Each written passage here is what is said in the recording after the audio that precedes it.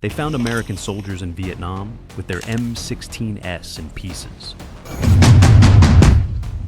Not because they were cleaning after a fight, because they were trying to clear a jam during the fight.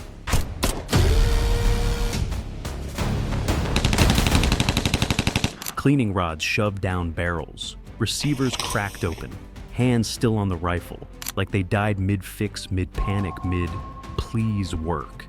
And the ugliest part? It wasn't Vietnam mud. It wasn't bad luck. It wasn't soldiers didn't clean their guns.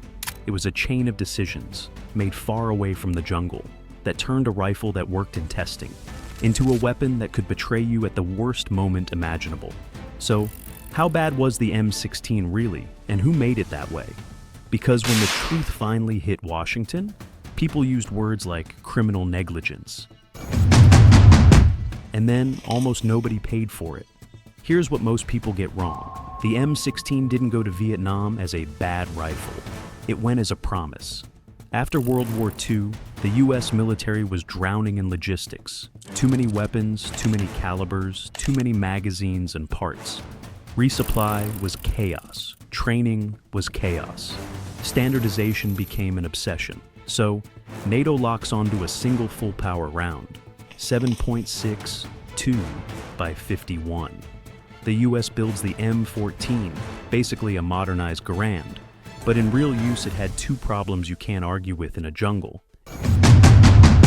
It was heavy, and full auto controllability was a joke.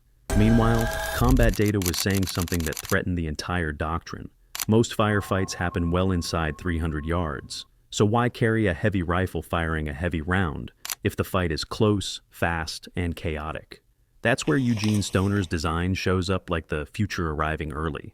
Light materials, modern ergonomics, and the controversial heart of it. Direct gas impingement, hot gas routed back to drive the action. Stoner's AR-15 is light, controllable, and lets soldiers carry far more ammo for the same weight.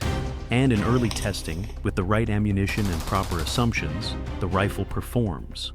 So, the M16 gets adopted as the next standard, and at first, it seems to deliver. Early field reports praise it. It handles well. The plastic stock doesn't warp in humidity like wood.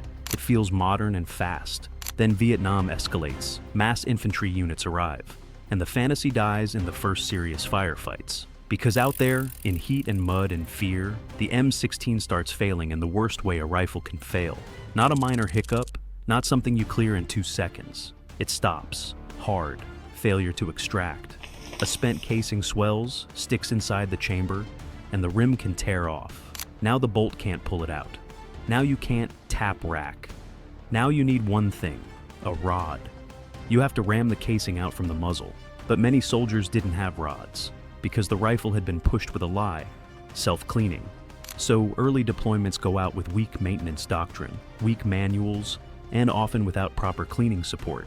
And in a jungle where everything is wet, dirty, and constantly working into your weapon, a rifle that's self-cleaning is a death sentence disguised as marketing. So soldiers improvise like humans always do when leadership fails them. They write home begging families to mail cleaning gear. They trade, they steal, they scavenge. Because when your rifle jams this way under fire, you're not in a firefight anymore. You're in a panic. Reports come back of squads where half the rifles go down mid-contact. Guys start grabbing rifles off fallen men until those jam too. Some switch to enemy weapons. Some end up with bayonets, helmets, fists. Because a rifle that doesn't fire is just weight in your hands while people are shooting at you. And once a soldier stops trusting his rifle, the war changes. Every burst becomes a question. Will it jam now? Every click becomes terror, and that fear spreads faster than bullets. So what changed? Because this is where it stops being a weapon problem and becomes a scandal. The rifle that did well in trials wasn't just dropped into Vietnam unchanged.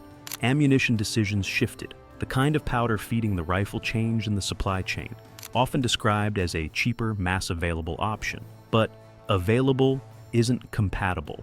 When ammunition characteristics change in a system like this, it can trigger a cascade.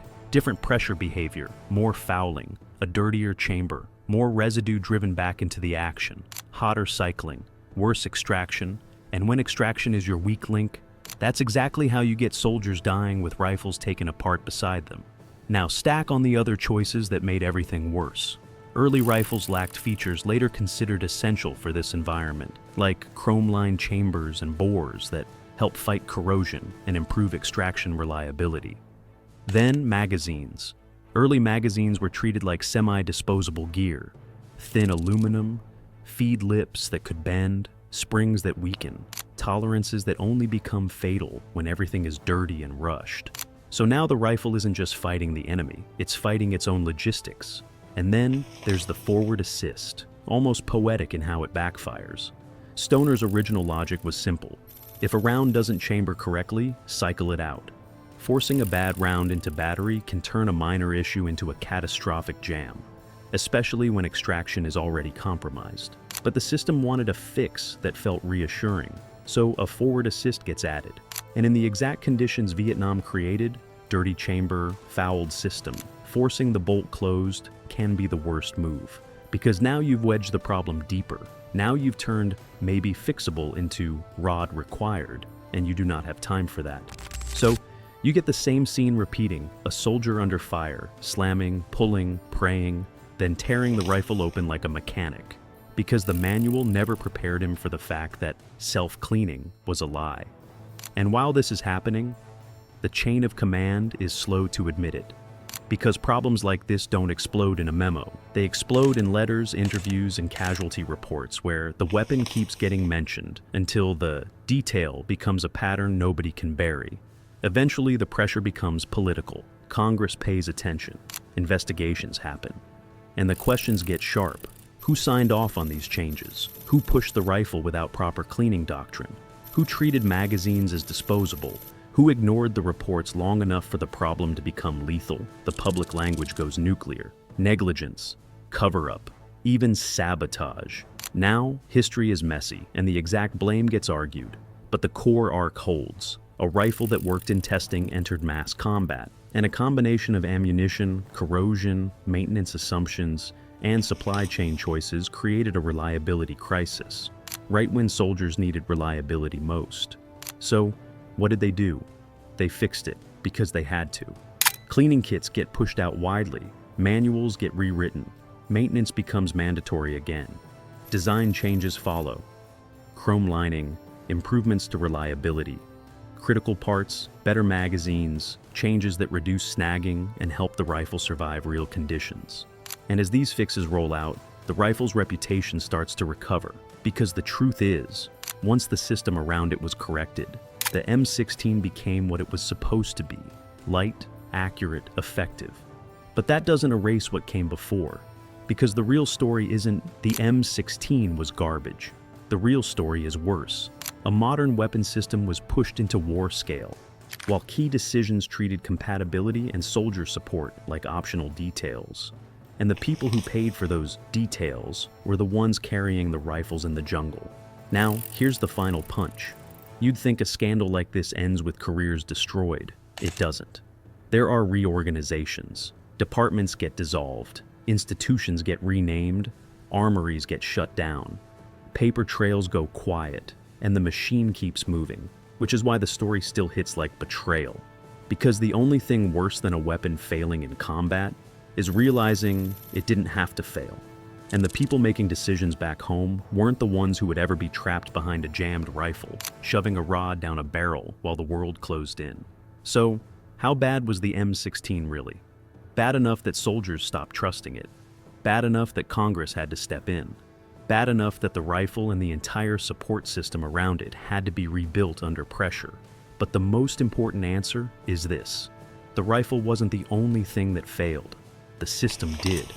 And when the system fails in war, the soldier pays.